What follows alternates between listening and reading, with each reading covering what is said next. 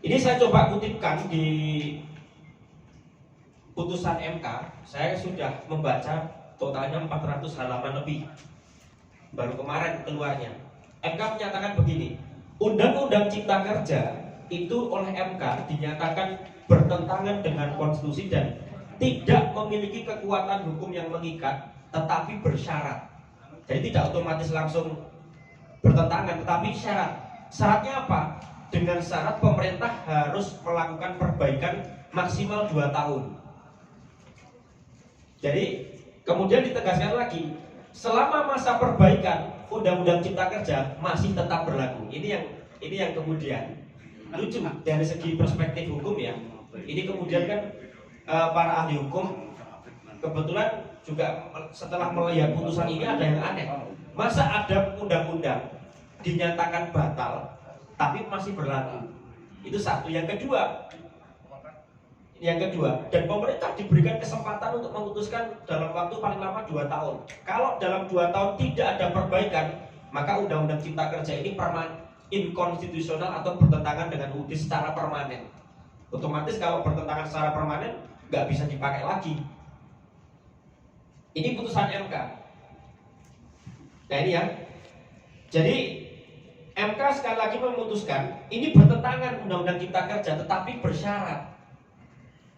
Jadi MK mau mengatakan ini nggak berlaku kok, nanti ada kekosongan hukum, mengatakan ini berlaku kok, ini prosesnya cacat formil, kira-kira gitu.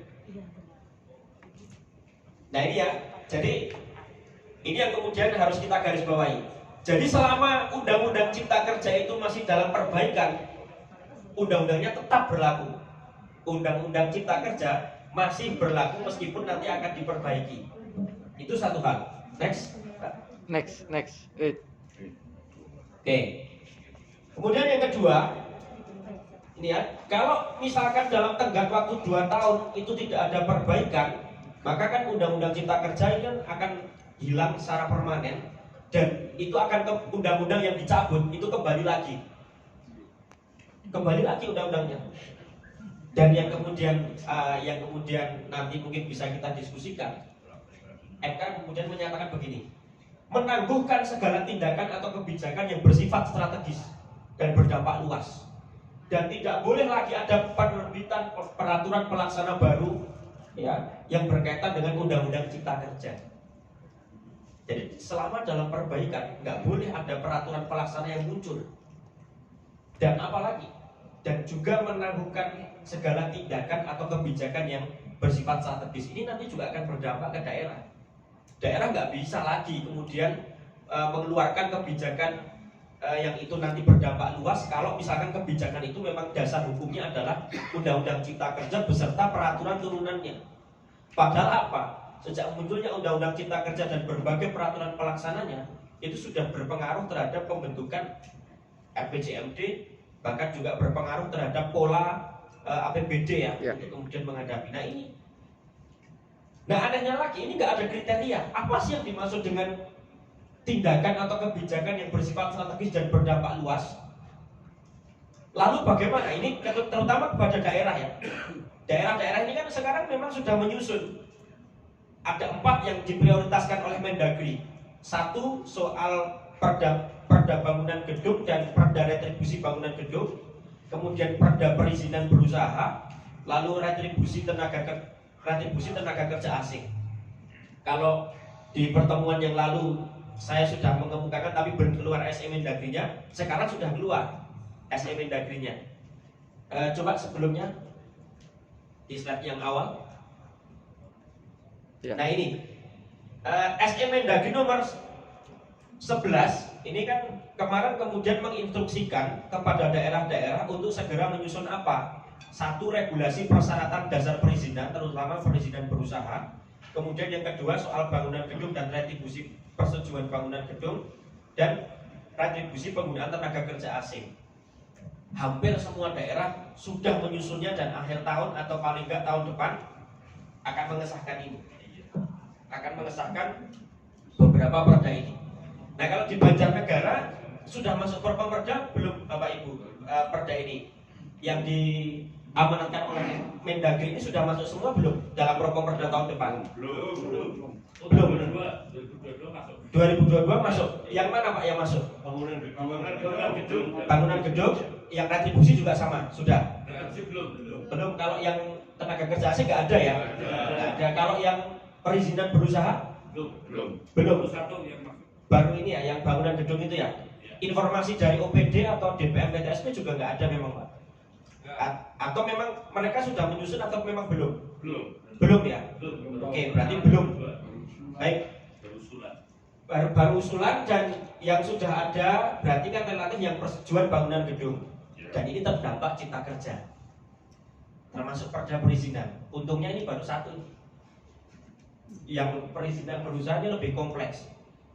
Ada ya di luar SE Mendagri ini ada beberapa isu lain yang daerah itu juga langsung merespon. Misalkan perda mengenai pasar, itu juga terdampak Undang-Undang Cipta Kerja. Kemudian pengelolaan sampah, retribusi pengelolaan sampah, dan seterusnya. Jadi di luar SE Mendagri ini banyak daerah-daerah yang juga langsung menetapkan dalam Perdanya perda baru untuk melaksanakan Undang-Undang Cipta Kerja. Nah sekarang ini yang kemudian menjadi kebingungan bagi daerah. Di next, terus sebelumnya. Nah ini sebelumnya lagi. Ini adalah implikasi terhadap pemerintah daerah.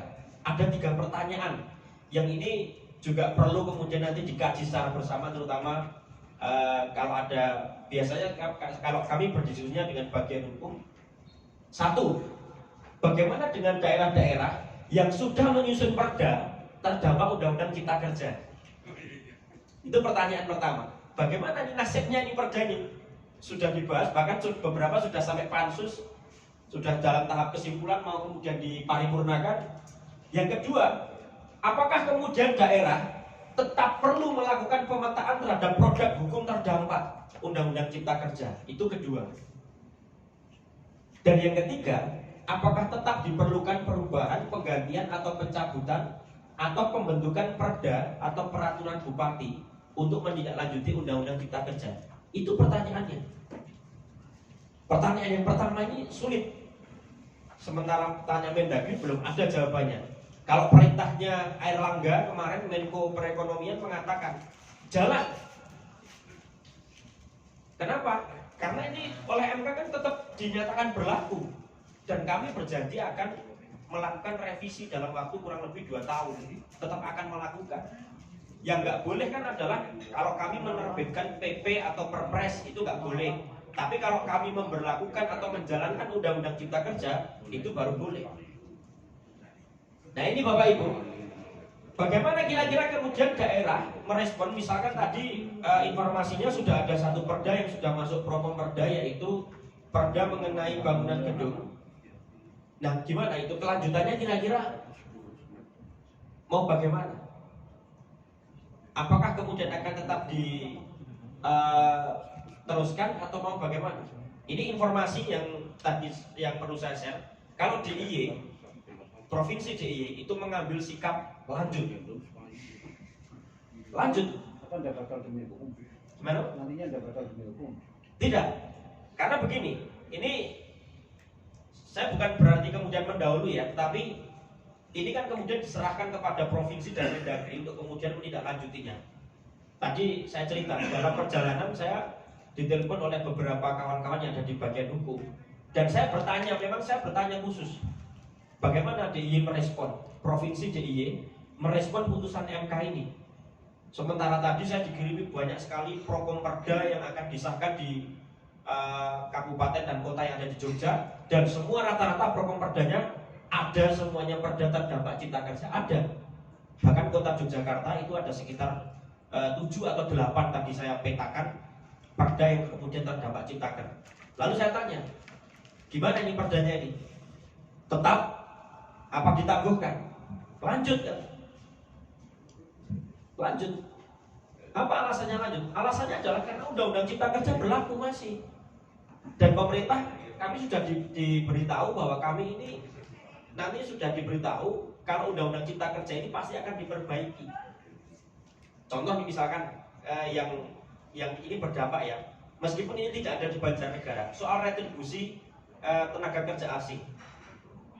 Perintahnya apa di dalam peraturan yang mengatur retribusi tenaga kerja asing? Daerah dalam waktu paling lama 3 bulan sejak PP itu disahkan harus segera kemudian melakukan penyesuaian terhadap retribusi tenaga kerja asing. Kalau belum menyesuaikan, maka segala jenis penarikan itu diserahkan kepada kas negara. Berarti kan nggak masuk ke kas daerah. Kalau nggak ada,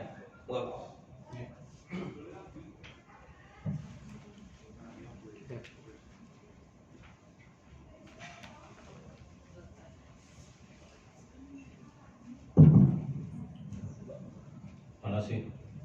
Saya pikir keputusan MK tentang Undang-Undang Cipta Kerja dinyatakan inkonstitusional bersyarat itu juga menimbulkan problem adanya unsur ketidakpastian hukum.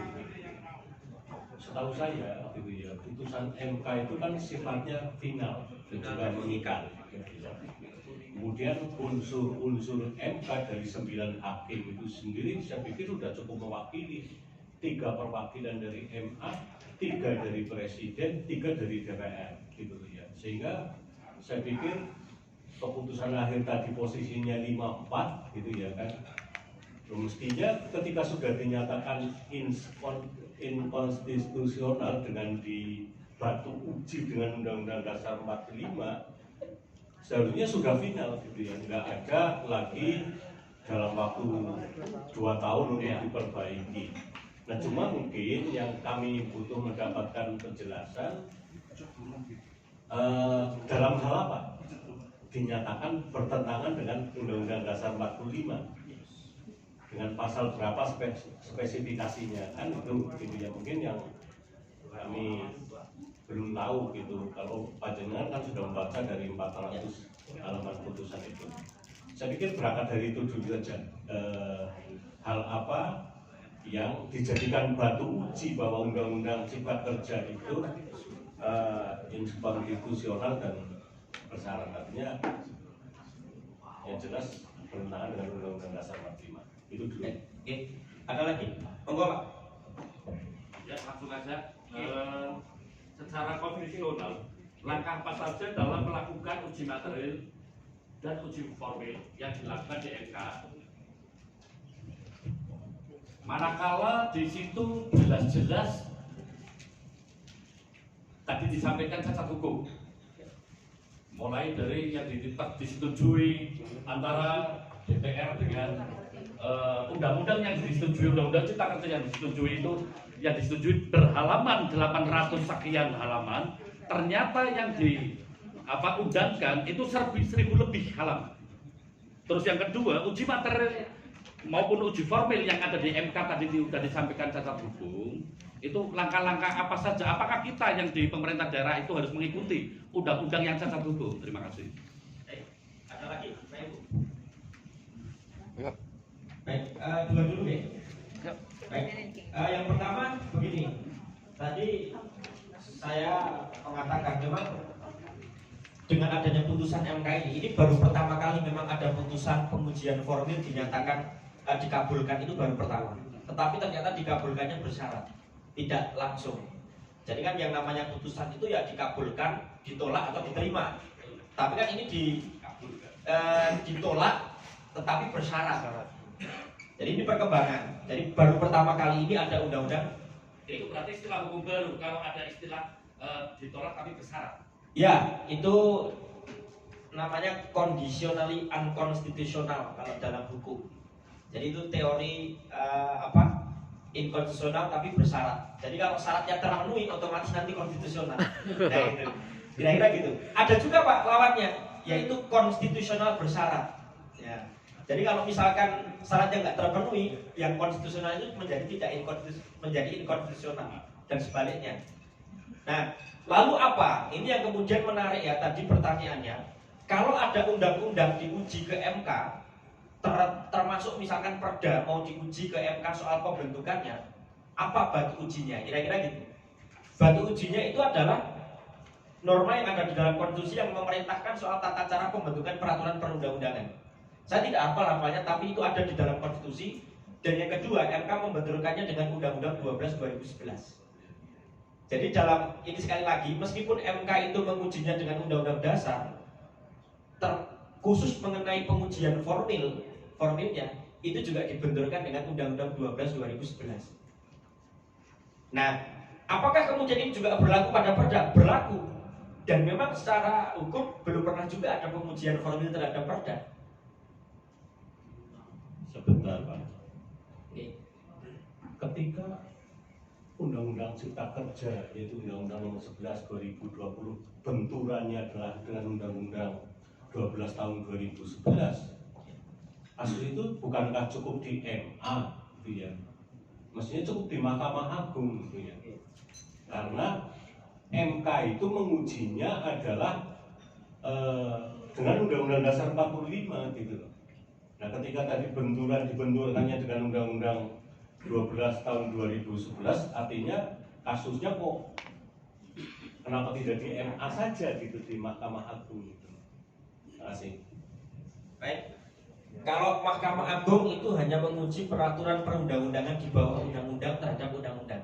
Jadi yang diuji oleh MA itu adalah PP, Perpres, Perda terhadap undang-undang. Tapi kalau menguji undang-undang terhadap undang-undang itu kan bukan levelnya MA.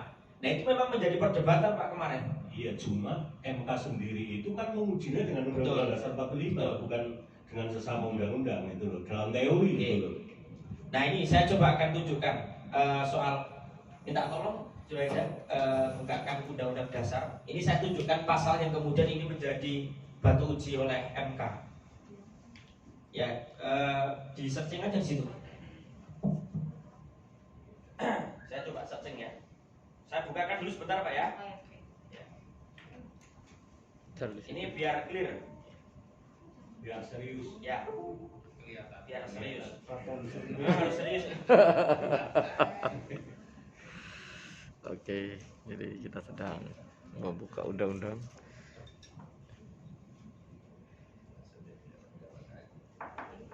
Nah, ini pasal 22A. Diminta tolong ditunjukkan Mbak Juraida. Ini di pasal 22A ya. Konstitusi itu mengatur begini. Pasal 22A ini dibenturkannya dengan pasal 22A dan Undang-Undang 12 2011. Memang undang-undang itu diujinya dengan Undang-Undang Dasar, tapi dalam konteks pengujian formil itu dibenturkannya tidak hanya dengan konstitusi tetapi juga Undang-Undang 12 2011. Pintu masuknya di mana? Di pasal 22A. Pasal 22 itu mengatur begini. Ketentuan lebih lanjut tentang tata cara pembentukan peraturan perundang-undangan. Ini Mana ada tulisannya? sebentar. Bisa buka. Ini saya coba bacakan dulu. Ketentuan lebih lanjut tentang tata cara pembentukan undang-undang diatur dengan undang-undang. Jadi pasal 22A itulah yang kemudian menjadi batu uji utama. Kenapa? Karena konstitusi sudah mengatakan ada tata caranya, meskipun itu nanti diatur di dalam Undang-Undang 12 2011. Nah itu Pak, jadi pengujian formil itu perkembangannya memang begitu pesat, dan sekali lagi ini juga nanti bisa dilakukan dalam konteks perda. Ya, jadi mengacunya tidak kepada konstitusi saja kalau yang undang-undang, tapi juga pada Undang-Undang 12 2011. Ya meskipun tetap ada pro kontra, itu pasti ada. Pro kontra pasti ada. Masa si MK menguji undang-undang dengan undang-undang? Kan nggak bisa. Mau dikasih ke MA, MA juga nggak punya kewenangan. MA yang diuji adalah peraturan di bawah undang-undang. Itu ya Pak. Nanti di pasal 22A itu yang menjadi batu uji dan Undang-Undang 12 2011. Nah, saya kembali ke sini Pak. Saya mencoba kembali ke soal tadi ya, soal dampak kewenangan tadi. Nah, saya menyarankan kepada Bapak Ibu semua, terutama Bapak Perda, nanti mungkin bisa berdiskusi dengan bagian hukum yang ada di kabupaten. Coba kemudian bertanya kepada biro hukum di level provinsi. Kalau tadi saya coba komparasi, kalau biro hukum provinsi DIY menyatakan pokoknya lanjut karena ini sudah ada draftnya. Kalaupun nanti misalkan ini dinyatakan bertentangan, ya maka nanti akan otomatis juga ini bertentangan. Tapi kan ini perlu nih untuk mengatasi kekosongan hukum. Apa dasarnya ini tetap berlaku? Karena menurut Biro Hukum, karena Undang-Undang Cipta Kerja memang masih berlaku dan pemerintah sudah komitmen untuk melakukan apa? Perbaikan.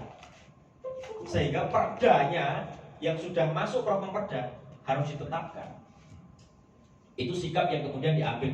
Ini mereka tidak mendahului ini ya. Mungkin kan mereka sudah dapat juga info dari sana. Tapi saya nggak tahu kalau nanti Jawa Tengah bagaimana. Tapi monggo ini nanti menjadi saran saya kepada Bapak Ibu semua untuk kemudian mencoba untuk audiensi entah itu dengan bagian hukum kota atau Biro Hukum provinsi terhadap bagaimana soal perda yang sudah disusun ini nasibnya mau bagaimana ya. Mungkin perlu tambahan bintang lagi. Atau gini, tadi kan sesungguhnya pemahaman saya gitu ya. MK itu menguji aturan perundangan gitu ya, undang-undang ke bawah gitu ya. Ya undang-undang katakanlah itu kan dengan Undang-Undang Dasar 45 gitu. Makanya tadi saya tanyakan substansi atau yang dibatu ujikan itu pasal berapa gitu ya. Ternyata pasal 22A gitu ya. Artinya konteksnya adalah mengadu undang-undang dengan Undang-Undang Nomor 12 Tahun 2011 gitu. Nah, ketika seperti itu persoalan kan kita kerja lagi gitu ya. Dalam hal apa Undang-Undang Cipta Kerja yaitu Undang-Undang 11 Tahun 2020 bertentangan atau ditengarai bertentangan dengan Undang-Undang Nomor 12 Tahun 2011 dalam konteks apa itu yang mungkin perlu dijelaskan? Dalam konteks proses penyusunannya yang tidak melibatkan publik secara keseluruhan dan itu terbukti. Kalau ketika misalkan kemarin DPR dan pemerintah mengatakan kami melibatkan, tapi ketika ditanya mana bukti risalah atau daftar hadirnya, mereka tidak bisa menunjukkan secara lengkap. Dan MK kemudian mengatakan prosesnya meminggirkan partisipasi atau kemudian meminggirkan keterlibatan masyarakat sehingga itu dibatalkan. Maka ke depan harus hati-hati. Kalau soal salah ketik itu malah nggak dibahas karena kalau salah ketik itu bukan masalah formil, itu cukup direnvoy saja. Karena kalau masalah formilnya itu justru ditekannya pada ada proses yang terlewati. Nah, kelihatannya kan justru yang dijadikan alasan itu dinyatakan inkonstitusional kan sesederhana itu karena tidak melibatkan partisipasi publik. Padahal sesungguhnya secara substansi kan banyak terjadi problem gitu kan, bertabrakan dengan aturan perundangan yang lain gitu. Nah, sehingga muncul pertanyaan, seandainya dulu itu melibatkan keterlibatan publik gitu ya, apakah juga akan disahkan karena juga menuai banyak problem gitu. Undang-Undang Cipta Kerja ini baru putusan yang formil Pak, yang kedua. Kalau yang materi terhadap substansinya belum. Jadi kan kemarin diuji formil sama material, tapi MK kemudian mengundang semua yang menguji formil, diputuskan langsung saat itu juga. Tapi kalau yang material berjalan. Nah, perintah dari MK ini untuk memperbaiki secara formil apa material? Jangan-jangan formil itu dipenuhi, nanti itu problemkan dari sisi materialnya gitu loh. Ini pertanyaan yang ada sangat ketidakpastian hukum juga. Gitu. Betul. Ini pertanyaan yang sangat bagus sekali. Ini yang kemudian juga dibahas. Yang diputuskan oleh MK itu baru formil soal pembentukan. Jadi kalau misalkan sebenarnya ya meskipun tidak ada, katakanlah ini tidak ada bersyarat, ketika sebuah undang-undang itu dinyatakan inkonstitusional tanpa harus melihat isinya itu batal demi hukum, tanpa harus melihat substansinya. Tetapi kan MK mengatakan ini bersyarat, silahkan diperbaiki. Nah meskipun nanti diperbaiki, ya sekali lagi ini saya garis bawahi, meskipun nanti undang-undang Cipta Kerja secara formil sudah diperbaiki, bisa jadi akan tetap digugat secara material. Jadi masih memungkinkan. Makanya saat ini proses pengujian materialnya masih jalan sampai saat ini. Tapi ya nggak apa-apa, ini untuk materi bindak-bindak selanjutnya. Betul. Dan gini Pak, ini saya coba ini ya sharing ya. Ini beberapa Pemda bahkan ini, tapi memang belum sampai kepada tanda tangan kuasa hukum itu belum. Jadi beberapa Pemda itu keberatan dengan pasal-pasal yang ada di dalam Undang-Undang Cipta Kerja dan akan mengajukan judicial review dengan dasar kewenangannya dirugikan. Tapi masih maju mundur ini, karena mereka akan tetap bagaimanapun berhadapan-hadapan. Artinya begini, soal undang-undang cipta kerja secara formil dianggap bermasalah, secara bersyarat ya. Tetapi untuk materinya, kapanpun terbuka itu akan bisa digugat kapanpun. Jadi kalau misalkan nanti pemerintah dalam 2 tahun sudah memperbaiki, secara materi itu bisa diajukan gugatan. Nah, putusan soal materi itu belum, masih berproses. Monggo Pak. Sementara ini sudah ada yang juga belum. Masalahnya jelas-jelas pemerintah daerah itu dirugikan dengan ada kewenangan-kewenangan yang harus terutama masalah administrasi dan perizinan semua ditarik ke pusat. Betul. Sementara ini sudah ada belum? Belum Pak. Tadi saya katakan belum sampai tanda tangan ini. Jadi baru diskusi saja. Berarti itu pas sudah dipaksakan untuk dilaksanakan kan seperti itu. Betul. Ya, daerah nggak punya kesempatan. Makanya kan ini menarik ya. Ya mungkin kalau misalnya nanti ternyata ada pemerintah daerah menggugat, saya memberikan contoh kemarin kan Gubernur mana Provinsi Kepulauan Bangka Belitung Erzaldi Rosman menggugat Undang-Undang Minerba, ya menganggap bahwa Undang-Undang Minerba itu sangat sentralistik dan ya ini bagus. Artinya ketika gubernur itu menggugat undang-undang, gubernurnya itu nggak setuju kalau ini ditarik menjadi kewenangan pemerintah pusat. Tapi ini merupakan kewenangan kami, kalau ini ditarik ke pusat ini merugikan. Nah sekarang saya tadi memberikan info beberapa daerah, kebetulan ini ngobrol-ngobrol dengan kami, memang berencana akan melakukan gugatan terhadap beberapa sektor, ya terutama di dalam soal perizinan itu. Jadi legal standingnya siapa? Pasti bupati. Legal standingnya bupati, karena bupatilah yang kemudian sebagai kepala daerah. Nah, apakah kemudian nanti Bupati Banjarnegara juga akan melakukan hal yang sama, kan kami tidak tahu. Ada nggak kira-kira Banjarnegara dirugikan dengan Undang-Undang Cipta Kerja? Kalau daerah-daerah merasa punya. Ada Pak. Secara otomatis kita ya, hubungannya dengan masalah dengan perizinan, Ya. semua kan ditarik. Kita ibaratnya nggak bisa berkembang. Betul. Walau generik lah. Bahkan Pak ya, dalam Undang-Undang Cipta Kerja soal penetapan tarif retribusi pun sekarang harus melibatkan pemerintah pusat.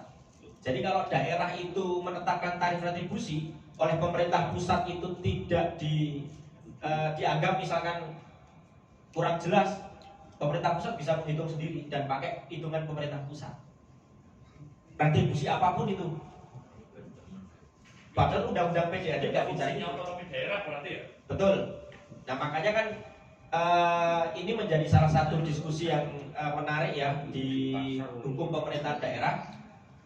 Kalau di dalam Undang-Undang 32 2014 daerah itu mandiri, kemudian Undang-Undang 23 2014 daerah mandiri, Undang-Undang Cipta Kerja ditarik lagi ke pusat beberapa.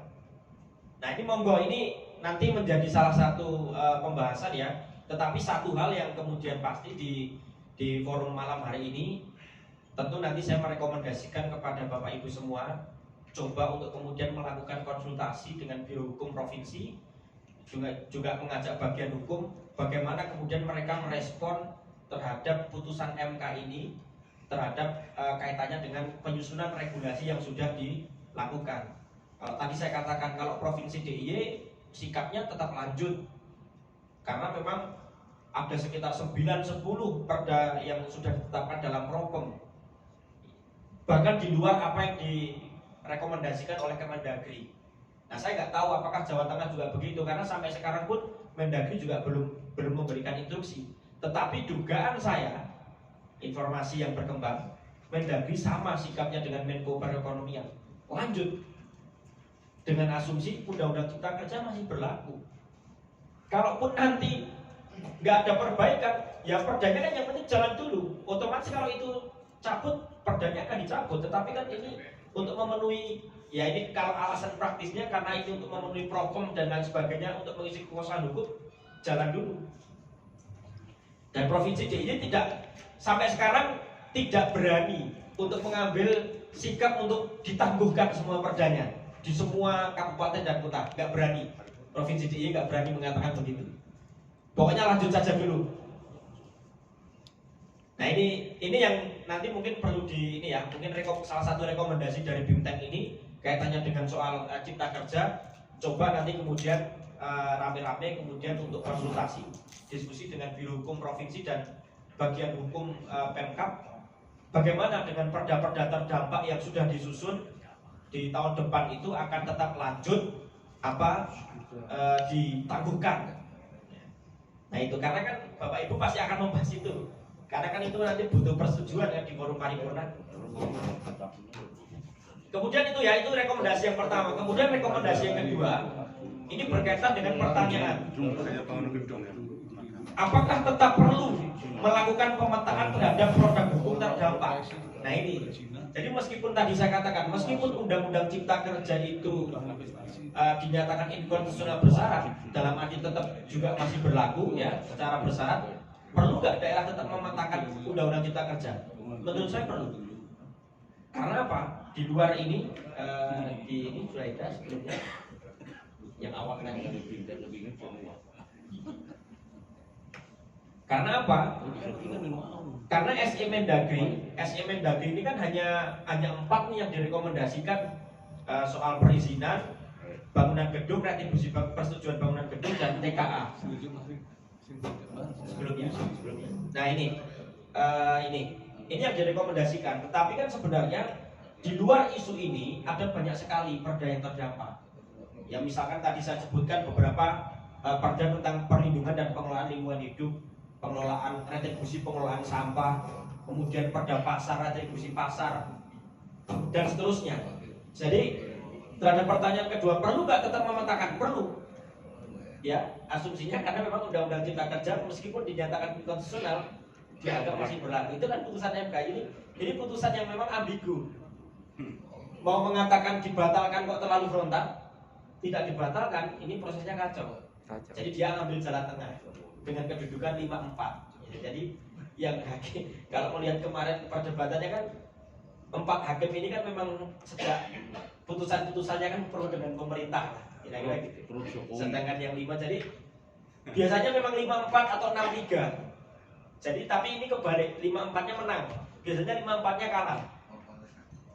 Nah ini Bapak Ibu, jadi meskipun tadi saya katakan meskipun undang-undang ini dinyatakan inkonstitusional, tapi MK juga memberikan rambu-rambu bahwa meskipun ini nanti dalam perbaikan tetap berlaku kok ini undang-undangnya, sehingga pemetaan terhadap perda-perda terdampak itu juga tetap harus dilakukan, perda terdampak.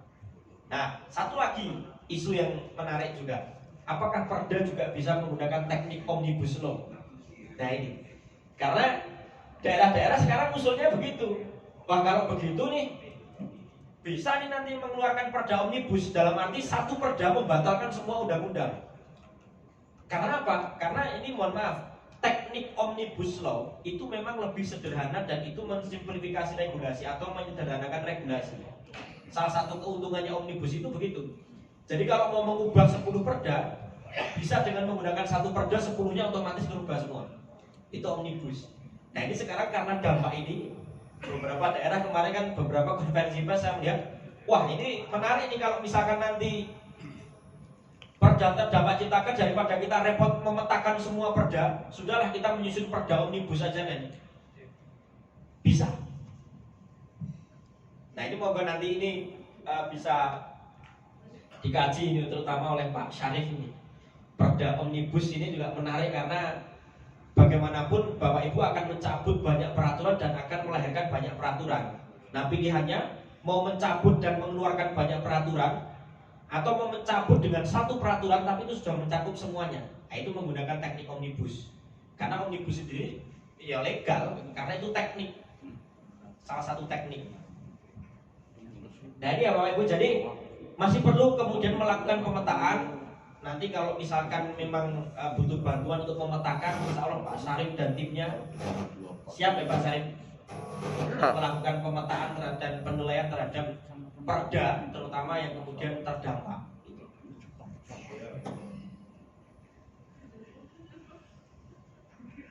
Nah ini kemudian selain itu ini terakhir ya, ini sudah jam 10 lebih 5 menit sekali, nanti mungkin bisa tanya jawab.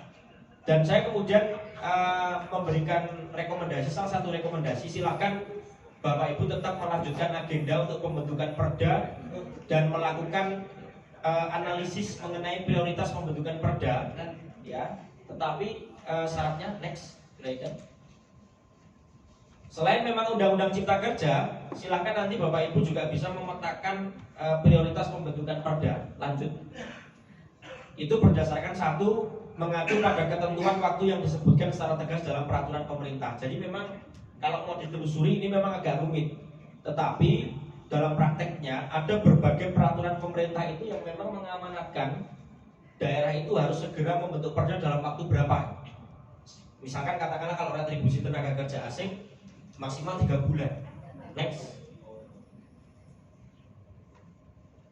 Kemudian prioritasnya tetap pasal 12 ya. Pasal 12 Undang-Undang Pemda tentang urusan pemerintahan wajib yang berkaitan dengan pelayanan dasar. Nah, silakan beberapa urusan berkaitan dengan soal pendidikan, kesehatan, pekerjaan umum, penataan ruang, perumahan rakyat, ketertiban umum, perlindungan masyarakat dan sosial itu tetap diprioritaskan selain Undang-Undang Cipta Kerja. Meskipun juga di dalam Undang-Undang Cipta Kerja urusan-urusan itu masih ada. Itu mungkin Bapak Ibu ya secara ringkas. Jadi ada 2 rekomendasi dari BIMTEK ini dan di dalam materi ini. Satu, pimpinan dan anggota terutama Bapemperda silakan nanti dapat melakukan konsultasi terlebih dahulu kepada Biro Hukum Provinsi dan Bagian Hukum Kabupaten terhadap bagaimana kelanjutan proses penyusunan perda yang terdampak Cipta Kerja yang itu sudah ditetapkan dalam Propemperda 2022. Itu satu. Kemudian yang kedua, rekomendasi kami, agenda untuk terus melakukan pemetaan terhadap produk hukum terdampak Undang-Undang Cipta Kerja itu juga harus terus dilakukan. Karena tadi saya katakan, meskipun MK menyatakan ini inkonstitusional bersyarat, tapi MK kemudian memberikan penegasan ini masih berlaku selama dalam proses revisi. Oke, Untuk yang kesekian kalinya. Yang jelas, menurut hemat saya, MK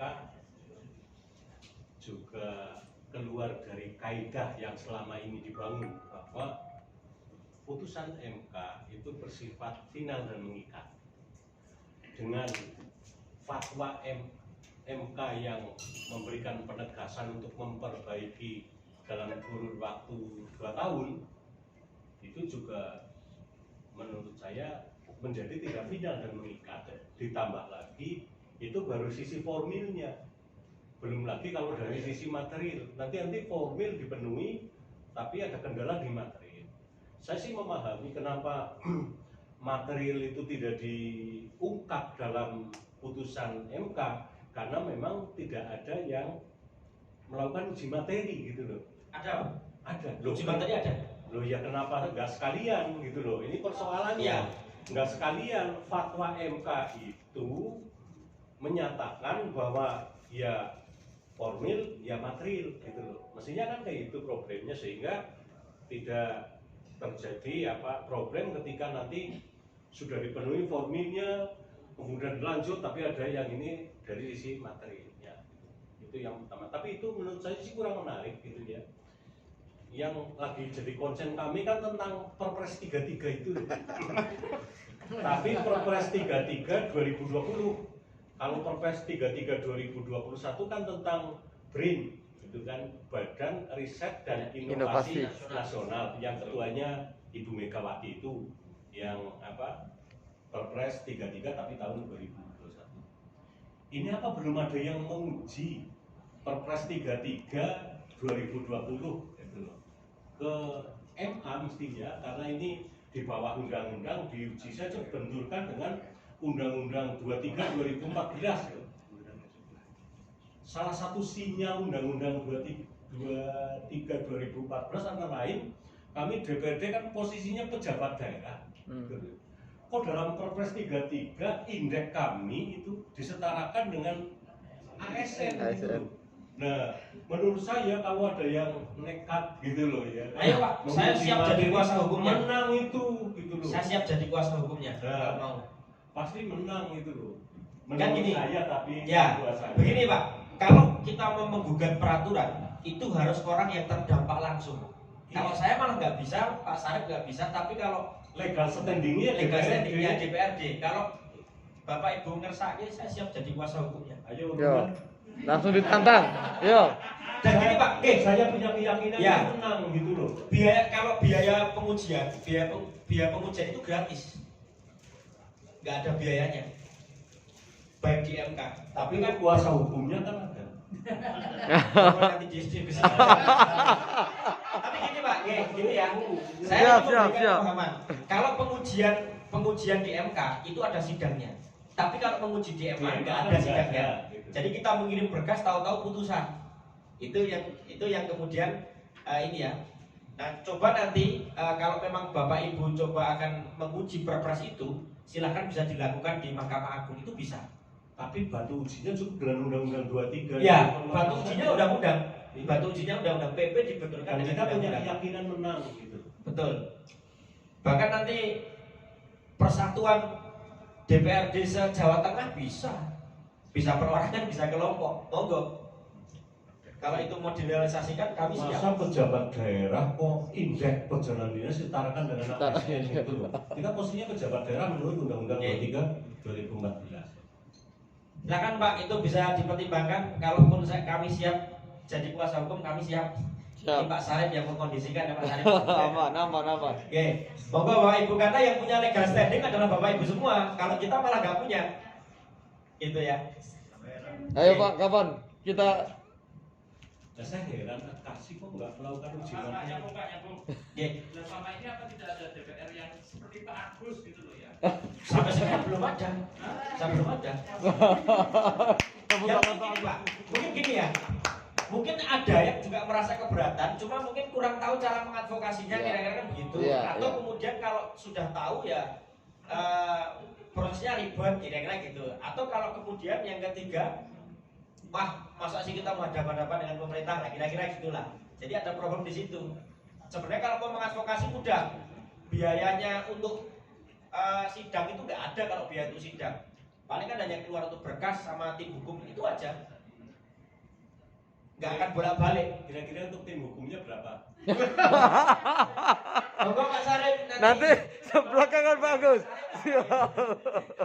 dengan Pak Sarip nanti kalau itu. Kan cuma menyusun narasi gitu. Ya, menyusun gugatan. Kan nggak berdebat karena nggak dibuka. Betul, sidang menyusun terbuka. gugatan. Bisa. Monggo Pak. Tadi ada pertanyaan? Oke, tadi Ya. sudah tanya tadi. Oh, sabun. Ini luar biasa dari Pak Agus lah ya.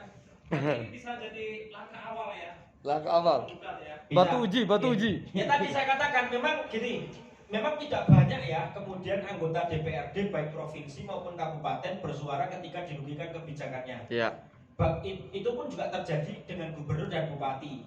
Dan saya baru melihat kemarin itu ada gubernur menggugat undang-undang. Yang kemarin kasusnya undang-undang Minerba itu kan gubernur Bangka Belitung itu menggugat, Elzadi Rosman menggugat. Dan itu suatu ketika di sidang dia mengatakan kami diberikan kewenangan oleh konstitusi untuk menyelenggarakan pemerintahan daerah, tapi ditarik dengan undang-undang menjadi sentralistik, undang-undang Minerba.